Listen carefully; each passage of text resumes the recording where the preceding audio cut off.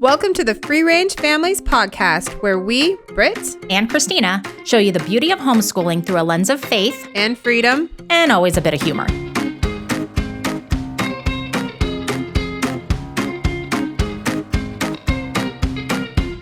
Our positioning is great. You love it when I use this voice. I don't. It makes you smile. Yeah, out of nervousness. Alrighty. I'm going to just point out the shirt. All right, so. Okay. Welcome to today's episode. We are going to be talking all about homeschooling teens in a lot more detail because we had a lot of people ask about the last episode that we did, and episode 7 we talked about teens a little bit. So we've been getting a lot of teen questions. Yes, because it's scary to a lot of parents, but we've hinted on it in past episodes, and so we really wanted to do more of a deep dive today. Yes, but you wanted to point out my shirt. Yes, and I love this important shirt. With teens. So this is one of our merch items. Yes. So it says raise arrows, and it says brave, honest, smart, humble, and strong. Mm-hmm. Why is this so important with teens? Well, it's important with teens and with kids because we are raising arrows. So we have to make sure that they are going to hit that target, and that is our whole goal. Absolutely. So this became like our motto this year, I think, even within our own homeschool group. And I'm wearing our homeschool sweatshirt. But I loved the raising arrows, not only because it's biblically based, but also because we applied it to certain characteristics that we want for our kids and our teens. Right. Yep. That will make them, great, productive, competent adults who contribute to society instead of taking away from it. Yes. Yay. Some givers. Yep.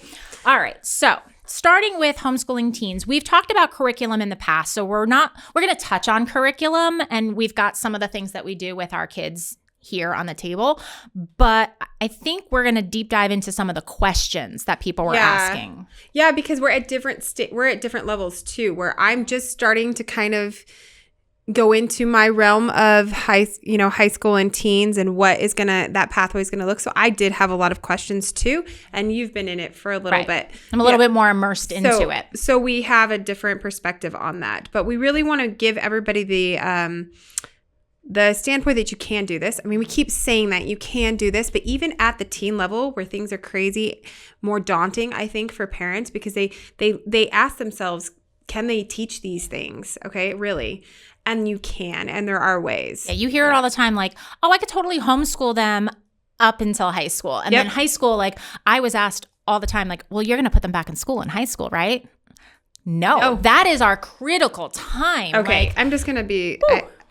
you couldn't pay me to put my kids back into high school right now. No. So I think maybe if they had asked me that question 10 years ago, it would have been like, we'll see what happens. 10 years ago was a totally different ballgame. But now? I was still teaching 10 years ago, and it was a different world. And not unless if I would never put them back in. Mm-mm. I know. At all. In fact, it's a threat. Hey, do you want to go back to high school? Do you want to go to public school? Don't make me put you in high school. Okay. All right. So let's dive in. First off, are you equipped? Absolutely. Yes. Even if you have children who are maybe more advanced in certain subjects. I have kids that are advanced in many different modalities. Yes. There are opportunities for them, and we can just kind of jump around quickly. Let's talk about those curriculum, because I think that's a big thing. Is like, first off, how can I do this if I didn't, I don't remember. I took calculus 3. I don't remember it. Like you couldn't pay me enough money to teach calculus to my kid because I don't remember it. Was it episode 7? I don't remember. But I took AP Calc 2, and there's no way I will teach it to Ryan. Like, and it's not that I don't want to. It's that I don't feel like I am equipped to teach. You would do a disservice to teaching it. Yes, correct. I would go ahead and pull from other things, and that is what we're going to talk about. Either if it's dual enrollment or if it's something else, I would make sure that I'm pulling from a different avenue so that I can teach him. There's also so many tutorials on may I move my mic? There you go. So many tutorials on line too that you There's online courses. There's workbooks that you can, curriculums that you can purchase that help walk you through it, with teacher guides teaching you how to teach them, giving you ideas. I mean, YouTube can be a wonderful thing. It could be really scary, but it also can be a wonderful thing. There are math courses online. There are teachers that have put their math courses online and teach kids how to do it, and you can watch it with them and help them work through it until they get to that point where they are independent enough to do it on their own. I do want to push pause though on this one thing though, because I think we feel the same way. If you are examining your kids and there's no reason for them to learn calculus, I don't know why you would push them to learn trig or calculus or something that they're literally never going to use. And I hate to say that, okay, because we both, come from that background in education, and it's constant. If they want to learn those things down the road and they're like, hey, I decided that I'm not going to go into cooking and I really want to become an architect, then that is the time period that they're going to have to take some more math. And at that point in their life, now that does mean that we have a responsibility to set them up to those foundations so that they are able to do that. I mean, even Israel Wayne, I think I brought that book, but I don't know where it is.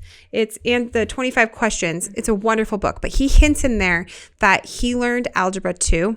And then at one point his mom decided not to teach his siblings and he felt like he was better. He was more equipped, even though he didn't go into a math field. He, went into media. Certain and he things teach you some critical thinking skills and problem solving. Yep. So you also have to look at your state standards. Yes. The way we kind of approach homeschooling with our teens is we are going to do the standards. We're going to make sure that they have that baseline so that if they change their mind, because they're kids, they can change their mind. Yep. I mean, I've gone through 4 careers now. Yep. Career change is a thing. But we're going to give them everything that they need, the foundations that they need, should they want to do it. But we're also not going to push them to do something that we grew up thinking this is the only way. Yeah. College is not necessarily the only way. We did hint on this in the last episode. I took a statistics class in college, and I can't stand statistics or probability. It doesn't work with my brain, and it was terrible. And I had to, though, because they program you into what trajectory, because that is what they have set aside. And you have to take a math curriculum, and I had maxed them all out. But it literally did me no good. No. Absolutely none. And by the time your kid gets through, I would say by the time your kid finishes 9th grade, you should have a good understanding of what kind of path they're looking at. That doesn't necessarily means that your 9th grader or 10th grader needs to know what they want to do with their life. I mean, they're kids. They're going to change their minds. They may, but they should have a good understanding, and you as a parent should have a good understanding of like, all right, I see them. They're really into science and math, and they're going to really want to do something with maybe computers or with engineering. Yep. Or, and as a homeschool parent, we have the ability to have more time and really be in tune with our kiddo. Or my kid is crazy creative and loves writing and loves music and wants to maybe run businesses that deal with that, but on the more creative side of it. So that's when you can really sit down and go, okay, is there career path college? Is there career path university? Yes. Is there career path trade school? Is there career path? And my big thing is always give them the ability to, if they switch career paths, it's going to be an easy transition. Yes. You can set them up for that, but don't push a kid whose goal is to write and to play music and to be creative and wants to go into real estate to do calculus. No, I can see Summer. So my middle daughter, I actually have her figured out, I think, better than the other two, which is kind of weird. But I can see her going into some sort of healthcare field when she's older, because she is just that. She is the babysitter. She loves to take care of people. Do I see her going into a mathematics field? Absolutely not. Okay. She doesn't like it. I mean, it's a struggle. Can she do it? Yes. But I want her also to do something that she's going to be happy in and she's going to do very well. And so healthcare, we could go somewhere there, and she's going to need those fundamentals for the healthcare field, but she's not going to need AP calculus. And then she becomes like, an anesthesiologist or something. I have 2 very different children who are not that far apart. Yeah. But one is crazy creative in the music, art, writing, and is already said, I have no interest in going to college traditionally. Yeah. I might take some courses. I might do some entrepreneurship, business classes. But actually, Christina, that's okay. It is like totally I think parents are freaked out because we've been so conditioned. You go to school, you go to college. This is the way. This is what you do it. And I am telling you, I never thought more about it than I have in the last couple of years. That college is not necessary to be successful in any. In fact, some of the time, I'm actually more afraid of like my kids becoming undoing everything that I did with them. You're going into like the craziest place for indoctrination in a lot of these places where you are just become brainwashed and mind warped. Right. So, and there are certain career paths where college is necessary. My younger one, he might might want to, like, he doesn't know where he wants to be. He's very all over the place now. But some of the things that he's interested are going to be necessary for him to take higher level math courses, higher level engineering courses, computer science courses. So and by that point right now for the two kids is very different. Even though both of them are accelerated in their own way, they're accelerated in different ways. Yes. You know, and so Zen, our older one, is taking entrepreneur classes. He's taking business math. He's taking finance classes because that's where his mind is going, thinking business ownership in addition to creative. And then the younger one is already he's in 8th grade, but he's taking 10th grade geometry and excited about pre-calculus already. And like, I'm so like, oh, I'm going to get to do calculus. And we're thinking, holy cow. Right, sure, buddy. Like, yeah. And my husband's going, all right, I'm going to have to spend some time reviewing some of this to help him. But that's okay. And that's the beauty of homeschooling is that you can design this for your kids and there's resources out there. Yes. That's all we want. And you don't have to push them into this system. It's not a one size fits all kind of situation. And we really can, make it their own. So number one is we cannot stress this enough. Find out your state's legal requirements. HSLDA, really important. Go on there. There's so many resources. Learn what your state's requirements are. I've homeschooled in Pennsylvania. I've homeschooled in New Jersey, New York, and Arizona, and they're wildly different. Different. Each state has their own requirements.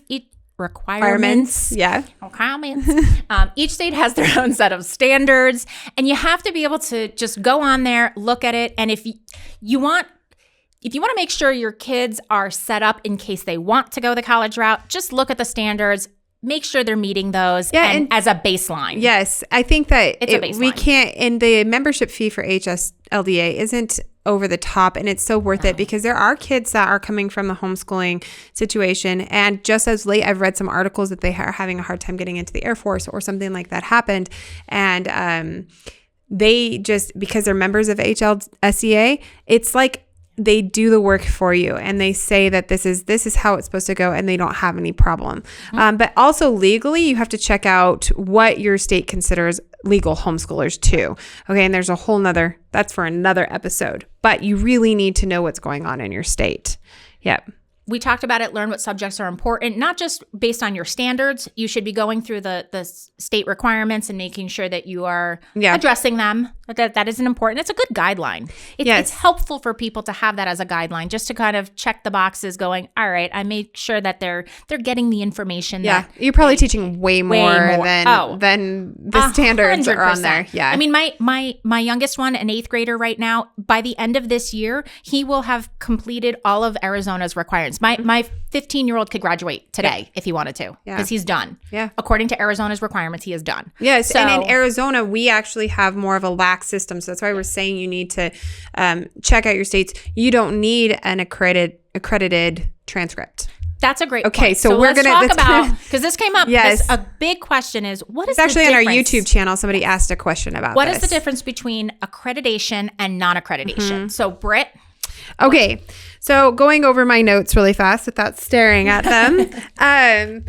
So this question came up, and the biggest difference is that you can purchase, so like a BECA, which is very popular, is an accredited homeschool curriculum. So if you're in a state or you're a parent that's worried about college entrance, looking at an accredited program may be ideal for you, but it's not necessarily necessary. It's not necessary at all. Arizona, I think we both we've pieced together on things, but Ryan is on Monarch. And when I did talk about this in a past episode, one of the reasons I like it is because I can make his own transcript from me. And that's what the law requires in Arizona. We make our own transcript. So I can include all of the other things that he's learning, even down to like, we're using the Good and Beautiful for U.S. Constitution, and I'm just leveling it up for him. So I can write that in as an extra history credit or something like that. But Monarch also generates a report card. So he's taking his geography, and I think he's doing integrated physics and chemistry, algebra 2, English, and then his New Testament studies. So all of that generates a nice report card. Okay. So he can kind of see where he is and that kind of thing. It helps him with state testing because I don't know his trajectory. So that's another thing. So if you do need to have a paper trail, I would say is a smart decision for any person that has a high schooler, unless you think to hell with it. Like, I don't know. Like, so you may have a kid, like we have one of our friends that has a kid who is literally at 16 already running his own mechanic shop. I mean, and that is his trajectory. And the kid is a genius. And cars. And with cars and anything mechanical. And so like they know that is his trajectory because he has been on that trajectory for like a long time right now and is doing the work, apprenticing and everything. So they might have a little different way of looking at it than we would, where we have kids that may need to take certain things. And if you don't know, just keeping a paper trail is just good for you too. And it's good for you to look back at your kids and their learning and go, oh, I see how they've progressed. Also, paper trails are good because homeschooling laws are constantly changing, and we're kind of at this weird cusp here in Arizona too. So if you do not have a paper trail and you don't, like, I document how many days my kids go to school. Like, I just circle the calendar days we've actually done school, which is all of them, that they have that requirement in case anything ever happened. I guess it's just us being proactive instead of reactive in that facet.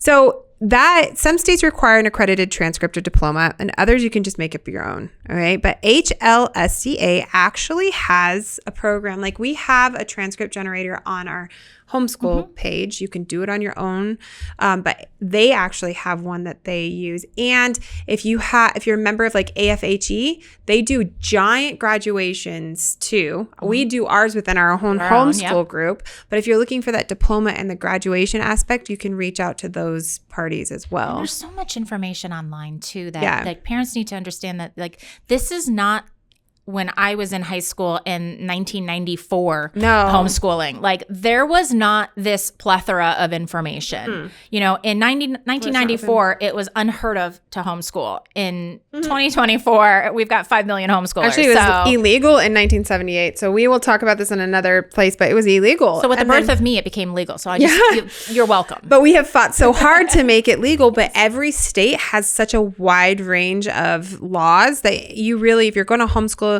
that is the first thing that you need to do is figure out your requirements for your state and follow them. Yeah. So or move. No, I'm 100% on that. Trust me. Yeah. But transcripts are important. Yes. Colleges are going to look for them. But that leads me into this next part. So the biggest question is, but college. I'm so worried about college because, again, I think there's that conditioning that we have grown up with, especially our generation. Not even an option. No, it was like you're going to high school, you're going to college. Yeah, so like, pick something. It's funny. People still say to me, you know, oh, so, you know, Zen's 15 now. And they're like, well, what college is he thinking about?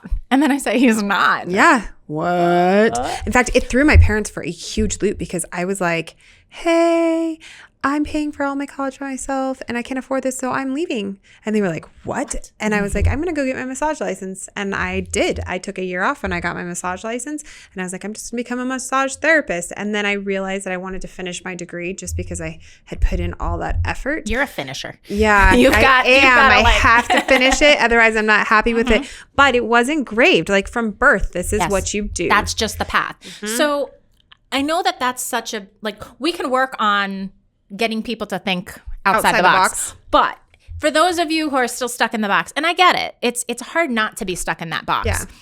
But I actually, so last night as we were prepping for this, I don't know why I didn't think of this earlier, but my sister-in-law is actually the vice president of enrollment management and marketing at Felician University in New Jersey. Okay. So this is a it's New Jersey. Catholic University in New Jersey. Okay. And she is the vice president of enrollment. Big title. All right. Okay. So she's a head honcho over there. Love you. So you're picking her brain. Priscilla Clemenco. She's, you know, I called her and I said, listen, give me something. We're doing this whole podcast on the kids and teens, especially homeschoolers going into college. And I was like, I wrote down some notes for, you know, from back when I went into college and some ideas that I had. And I was like, just give me what your thoughts are as vice president of enrollments. How do you approach homeschoolers? And she kind of giggled and she goes, we love homeschoolers. See? So she said, first off, homeschoolers are a lot more prevalent than they have ever been. Like we get a lot of homeschool applications. So it's becoming far more common. Just in 2023, Stanford accepted 27% of their homeschool applicants and only 5% of traditional school applicants. Ivy League schools really love homeschoolers. In 1995, I got into 3 Ivy Leagues as a homeschooler, only with a GED test. Yep. And they SATs, really do. GED and SATs. So my sister-in-law said that, first off, with regular programs, homeschoolers are treated just like everybody else. They have the same requirements. Which is refreshing. They go through the same breakdown of things. They might ask a couple of questions and clarifying things, but she did give me some tips, which I'm going to share, of how to make sure your application is treated like everyone else. Yes. Some little tips and tricks. But then she also stated that at Felician University, they do accelerated programs. Okay. So their accelerated programs they're mostly online, and they are like, you could be anywhere in the self-paced, and she said for those programs, they have a higher acceptance of homeschoolers than traditional schoolers, because they have found that homeschoolers are able to handle the workload, the work ethic that they need to do it on their own, the motivation. They have follow through. You gotta finish it. She said that homeschoolers in their accelerated programs are far, far better than traditional students, because they can handle it. They know what they're doing. So they actually are excited when they get homeschoolers that apply to their accelerated programs. Yep. So a couple of tips. You ready? Yes, I'm ready. So if you do have a homeschooler that wants to go into college, how do you get them there? Number one is think about testing. Okay. So even though with homeschoolers, you don't necessarily have state testing. Yes. But SATs, ACT, that's a great No, actually, Israel Wayne says this in his book too. Take your SATs. Practice. SAT and prep. Prep for it. Absolutely. And GED too. Yeah. So I went and got my GED. I took the test. I think I was in like the 99th percentile. Yeah. It was like way up there, and literally schools were like, "Oh, you have this on your SATs, and you have a 1490 on your or 1490 on your SATs, and your GED is in the 99th percentile. Yep. You're in." Yep. Like, okay. Yes. It was a non-issue.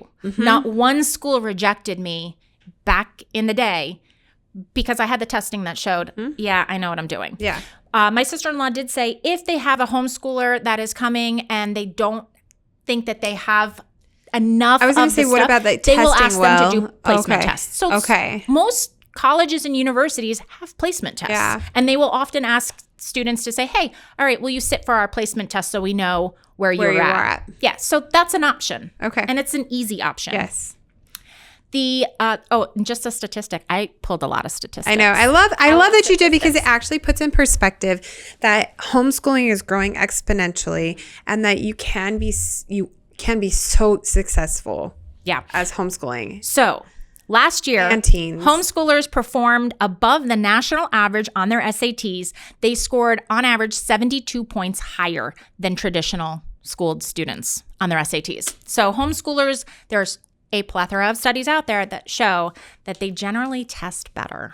It's interesting to me, which is funny because we don't really even know. No, that's what I was just going to say. I actually think, I know we're reading each other's, I think that's why they test better, is because we're not constantly teaching them to the test.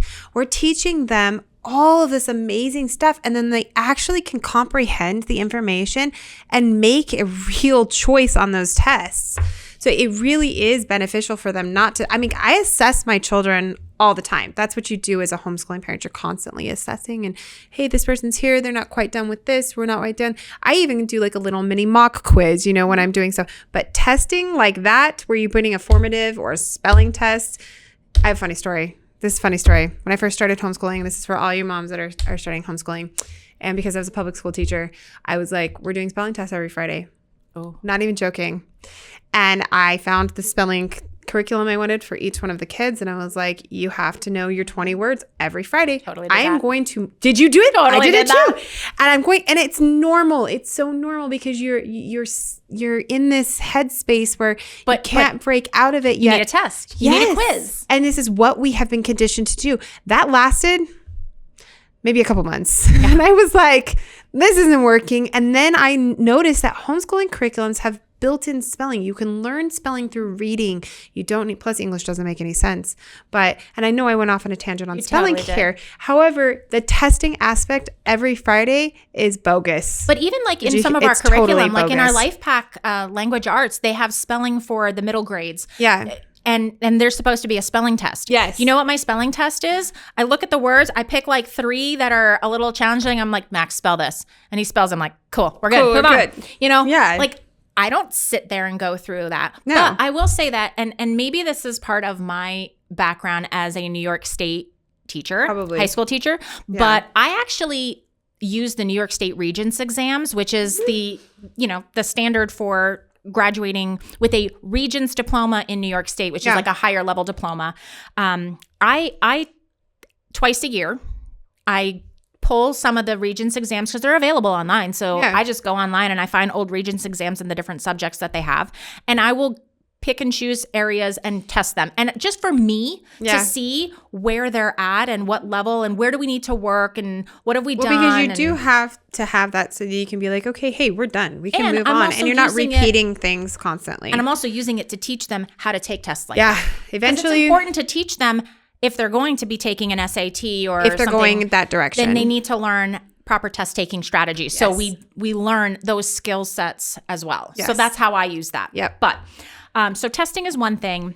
Context in the application process is really important. So one thing that my sister-in-law stressed was that having detailed syllabus for your coursework and an explaining your grade equivalency is important. So when you're doing your transcripts, including if you're doing a non-accreditation program or you're creating your own curriculum like we do, it's really helpful if you just kind of almost give like, you know how when you go to college, they have like the course book and it tells you what the courses are about? Yes. Just like a short paragraph explaining what that course was about. Yeah, don't what's just the say level, what's the U.S. course Constitution and what government. Tell them what you learned. Give them a little syllabus for that, a short syllabus for that. Another big thing that she said that colleges in general, and this goes for homeschoolers and non-homeschoolers, she said the biggest thing that colleges are looking for right now in terms of academics is a portfolio. Oh, how cool. So portfolios are becoming much more important than just letter grades. So a portfolio, writing samples, including the writing samples, including art samples, anything creative that they do. Throw in any type of math project that they did or history project that anything that shows that they were able to not only do their coursework, but critically think and put things like wrap it all up together. Yeah. That's what colleges are looking for. They are looking for a well-rounded student. So touching on that, my brain is like on overload right now because parents are going to see this and they're going to be like, okay, I get that, but how do I make that happen? One way is to join a co-op. So if you have a co-op that has like writing classes or art classes or something like that, or Spanish class, you can use some of their sample work from there and then maybe take it home and make it better. Yeah. Expand on it at home. Because a lot of times they get overwhelmed. Okay, you're telling me that I need to have these things in their portfolio, but I've got like 5 other kids. So how am I going to make that happen? Put it into their coursework. Be flexible too. And like say they're learning a language and you go traveling, create a travel journal portfolio of the places they met and little blurbs that they read from the ancient ruins they can be saw online too. Yeah. Like blogging and vlogging for like, I know that's like what the kids love to do. Yes. I feel really old having said that. Wow. I'm not sure. I just said that's what blogging the kids and love vlogging. to do. They don't like to blog, but I mean, compile the TikToks. I don't know. But, kids are not allowed on TikTok. No, mine either. But that's what she was saying. She said a lot of their portfolios are also online portfolios. That's interesting. If they play music, videos of them clips playing of their music, creating their own music, things like that. Okay. And that leads to the next step. She said the second most important thing that they're looking at, and so I said portfolios are kind of more important for academics. Yeah. But overall, they are looking for community learners. And what that means is they want to know that they have kids that can serve their community and serve them well. So she said volunteer work.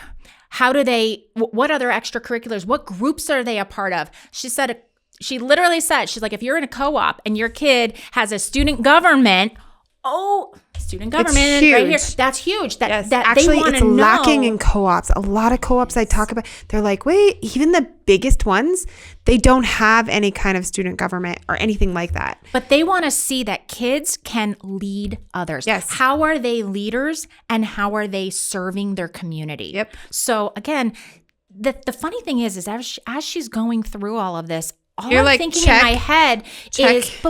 in my head is how much easier this is for homeschoolers to do than traditional school kids, because our kids have the time, the energy, the mental headspace to do this because they are not overscheduled. Well, and do it well. Yes. So you're not just like strung. So in public school where you're like, okay, I'm going to do an after school club here. I'm going to do this. I'm going to put it on my transcript, but you really don't have the time or the energy to dedicate everything. You're not really a part of it. You're a part of it, but it's just, it's one more thing on that transcript. Yep.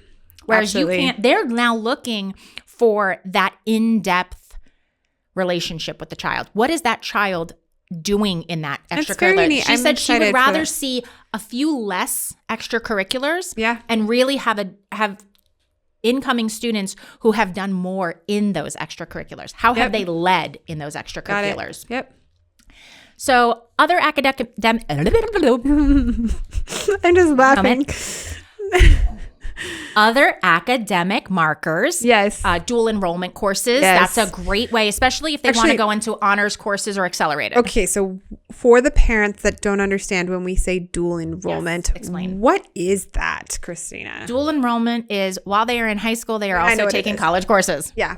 It's as simple as that. There is if you are concerned, I think ASU Online has things like that. So you can take everything you're doing at home and be like, I want my child to take Architecture 101, or I want them to take this, and then they get college credit for it, and it's dual enrollment. They can take a general biology. Yes. They can take a creative writing class. There's so many different options. And then depending on your state, like in Arizona, I think it's 16, they can start taking college courses at a community college. Yeah, I think it was 16. 16. Mm-hmm. So they can actually be in person at a community college at that age. Which would be That's awesome. huge. That's a great experience. Yeah. So online coursework, AP credits. So AP classes, I taught AP classes. It's something that you can sign your homeschool kid up for the AP test. Yes. And then they can go and they can take the AP courses. There's the CLEP exams. That's another version of that. There's a lot of opportunity for you to have those testing. If testing works for your kid, because testing doesn't work for every kid, but if your kid is a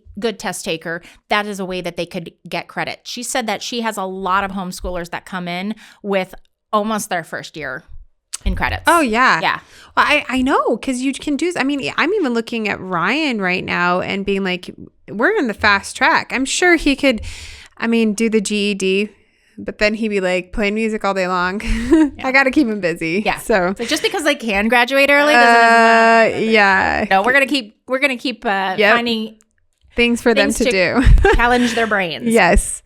Letters of recommendation, obviously, and just it goes without saying non-family members. Oh, you don't want family members writing letters of recommendation. That actually, if I got an application and it was like a family member writing, unless it was incredibly a heartfelt, moving situation that was out of the ordinary, you need something outside of it. But letters of recommendation are actually not as important anymore. Yeah. It's just not as, they want to see what the kids are actually doing. So all of that, it's so funny that when I was just talking to her, just thinking in my head, homeschooling's come a long way. And right now, what colleges and universities are looking for, our kids have a leg up.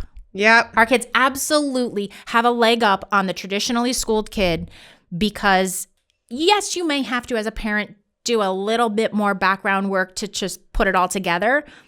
but our kids have the opportunity that others struggle with. Well, they do, and they also can think for themselves. And I think that's what the challenge, a lot of what my fears resonate with sending my child to college is because it's and we come back to it, the whole salt and light thing. But at that point, I hope they are able to discern and being in a homeschool environment where they really have that foundation, those fundamentals, they can take it to college and kind of push back on all the crazy rhetoric and the stuff that's happening, There's another study that was done that I want to share that homeschooled teens tend to have significantly lower depression rates as compared to their public schooled peers. Yes. They also tend to adjust to college life more readily and maintain higher academic standards. Yes.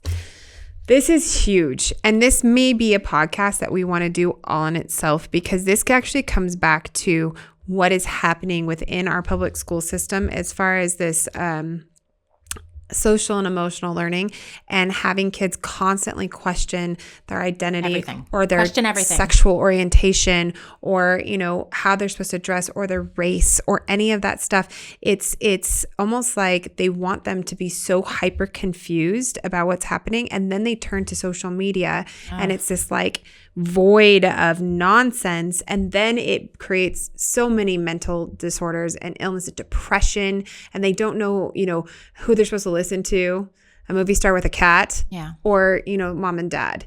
And so there's this big disparity, and this is huge in between homeschool and public school, and the amount of depression rates. And then that resonates, that turns into other things. It turns into bullying, it turns into violence, it turns into violence to peers, it turns into violence towards teachers. I mean, it's a bad situation, and they do have a higher level of depression. Oh, absolutely. Yeah. And anxiety, absolutely. Unfortunately. And the anxiety, that's a big thing. I mean, just listening to friends that are in public or private school, the anxiety that they have about the upcoming assignments, and then how am I going to do this assignment, and then this project is due, and then that project is due, and you're like, okay, well, what's the point of the project? I have no idea. I don't know what I'm doing. I don't know. I'm just doing the project because I was told to do it, and then I have all these other things. I come home at 8:30 at night. I have to shower from, sports, and then I have all this homework to do. I remember this, Christina. I remember this. The only thing that I think is really different when we went to high school and as opposed to nowadays is this idea that, maybe I was concerned about what I was wearing that day. Maybe I, was concerned about my makeup or my hair or something, or that idea of like fitting in is always something that you do when you go into a public setting. That's a natural thing. Natural for teens, especially. But today, it's like, I think I'm supposed to question who I am. I think that's what's happening. I think I'm supposed to question who I am. Am I in the right body? Am I in the right mindset? Am I the right color skin? And never before has this happened, ever. Like, I think it's so sad. I really do. And these kids don't know anything else. And it's like they're trying to survival of the fittest. I mean, that's really how I'm thinking about it. It's like survival of the fittest in Everybody high school. has to be so unique that no one's unique. And it's completely opposite. It is. It's super sad. And so then when you do come in and you are a little bit different and you are sure of yourself, that's what we're supposed to want. And that is what's outcasted now. Absolutely. So the main thing that I think both of us want to get across is that homeschooling teenagers, first off, is extremely easy and doable. Like, easy in the sense that like there are resources out there. They're teenagers. Nothing with the teenagers is easy. Although teenagers are my absolute favorite. Like, I love this age. It is the best. I love when I can break through and we can connect and we can analyze and we have that rhetoric and we're back and forth and Ryan and I are doing. But having a 7-year-old who I'm like, yeah, let's read this book together. And the teenager who's like, oh, yeah, I just like look at my teenager. I'm like, knock it off. If you want your phone, you better come. No, give me teenagers all day, any day. They're so much more fun for me. Like little ones scare me. I don't know what to do with 7-year-olds. I love it. But like 17-year-olds, I'm like, all right, let's have a conversation. Let's do this. Let's talk about this. Let's dig deep into this. Yeah, and that is fun. I like that teen. I like seeing them.